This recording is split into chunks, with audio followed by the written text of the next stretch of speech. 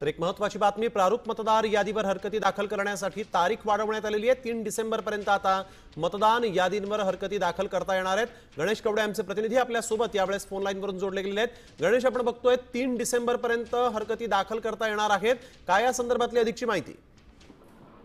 नक्कीच 29 महानगरपालिकेसाठी खरं तर मतदान याद्या आहेत त्या जाहीर करण्यात आल्या होत्या प्रारूप, आणि त्यानंतरून यावर हरकत जी आहे त्या मागवण्यात आल्या होत्या। साधारणतः 27 तारखेपर्यंत याची शेवटची तारीख होती, मात्र सर्व राजकीय पक्षाने देखील आहे ते यावर हरकती देण्यात याव्या यासाठी वेळ वाढवून देण्यात यावे ही प्रामुख्याने मागणी केलेली होती। त्याच पद्धतीने निवडणूक आयोगाने देखील आहे ती आता 3 डिसेंबर पर्यंत आहे ती मुदत वाढवून देण्यात आलेली आहे, कारण की बऱ्याच मतदान यादींमध्ये आहे ते दुबार नावं, त्याचबरोबर त्यामुळे आता मतदार यादींच्या हरकतीसाठी 3 डिसेंबर पर्यंत राजकीय पक्षांना हरकती नोंदवता येणार आहेत।